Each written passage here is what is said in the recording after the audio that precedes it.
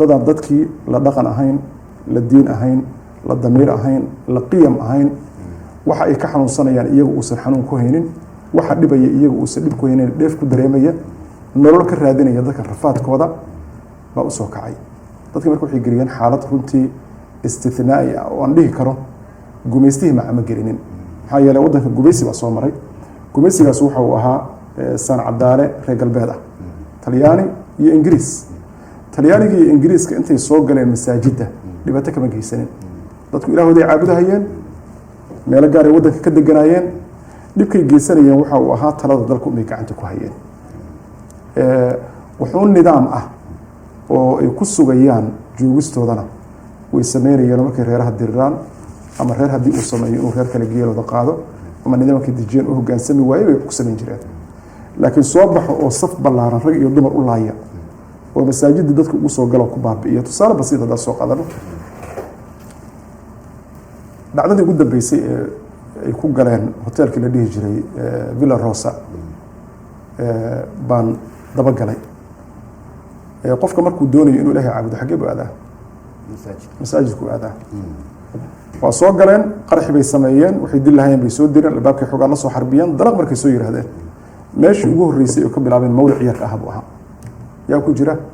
imaamkii oo salaadii cisho dadka tujiyey oo dhowr nin quraan baraya garanaysaa meeshu waa goob xurmo leh kow dadkaasu ilaahay bay qirateen oo ay rumaysan yihiin oo ay aaminsan yihiin salaad bay hadda tukadeen kalaamkiisii bay baranayaan intaasoo shay baa dadkaas mid ka mid lagu badbaadin karaa marka dad la dilayo oo la rabo in xukun dil dusha laga saaro aasaas waxa uu ah in dadkaas loo leeyahay aqoon in lagu soo eedeeyey dembi u qalma in dhibaato noocaas loo geysto dembigaasu inay maxkamad xukuntay marag uu yeeshay caddeyn uu yeeshay maya ma yaqaanaan dadka meesha fadhiya waxa ay yihiin inay Soomaali yihiin muslim yihiin masaajidkii bay ka soo bilaabeen dhowr nin oo meesha iska la fadhiday baas ku furay dadku marka waxay yiraahdaan qolyahan psychology daraaseeyo marka la fiiriyo radul ficilka qofka bini aadanka uu sameeyo dhibaatooyinka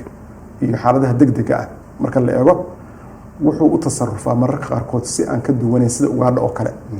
qof baa gaari soo watay weligiis wadi jiray gaariga baa wuxuu galayaa xaadith ama shil degdeg ah ayuu galayaa waxa laga yaabaa baa leeyahay qofkii wuxuu sameeyay intuu garan waa intuu gaariga ka degay inuu carro dambina ma gelin adigu un xaalad uusan la kulmi jirin buu la kulmay marka dad masjid fadhiya